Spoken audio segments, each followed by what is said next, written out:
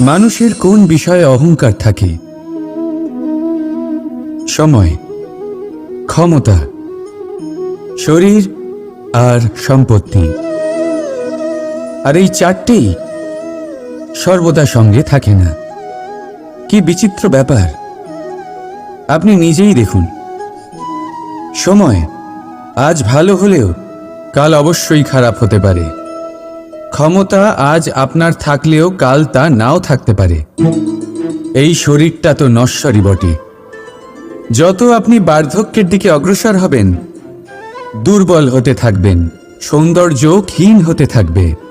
আর সম্পত্তি আজ আপনার, কাল অন্য কারোর হয়ে যাবে।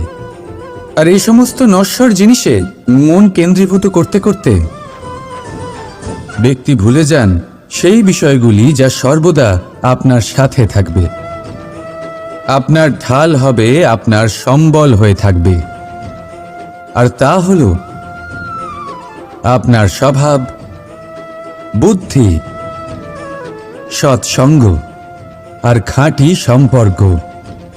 নিজের স্বভাব শীতল রাখুন, কর্মে বুদ্ধির পরিচয় দিন, সর্বদা ভালো মানুষের সাথে সময় কাটান, আর খাঁটি সম্পর্ক সর্বদা পালন করুন। জীবনে সর্বদা সুখী হবেন। রাধা রাধা।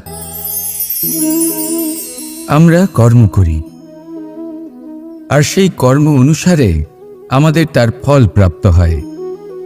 এখন এই কর্ম আরো শ্রেষ্ঠ হতে থাকে, আমরা আরো প্রেরিত হতে থাকি। তার জন্য আমরা বড় বড় জ্ঞানীদের থেকে প্রভাবশালী, প্রেরণাদায়ক ব্যক্তির সাথে দেখা করার চেষ্টা করি।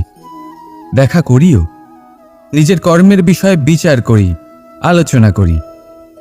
তাই তো? কারণ আমাদের কাজ দেখে তাতে বিশেষ মতামত সামনে থাকা ব্যক্তি দিতে পারে। কিন্তু এই পুরো চক্রতে সংসারের সব থেকে গুরুত্বপূর্ণ ব্যক্তির সাথে কথা বলতে আমরা ভুলেই যাই। আপনি কি জানেন সংসারের সব থেকে গুরুত্বপূর্ণ ব্যক্তি কে? স্বয়ং আপনি। হ্যাঁ, আপনি সে। আপনি জীবিত আছেন, তাই এই সংসার জীবিত আছে। আপনি হলেন আপনার সমস্ত কর্মের কেন্দ্র। তাই এবার থেকে প্রতিদিন একটু সময় নিজের জন্য বের করে নিজের সাথে কথা বলুন। নিজেকে বুঝুন, নিজের কর্মকে বুঝুন।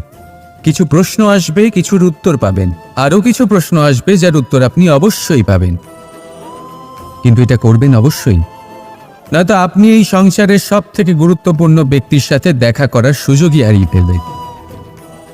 এবার বলুন, আপনি কি এরকম চাইবেন? রাধা।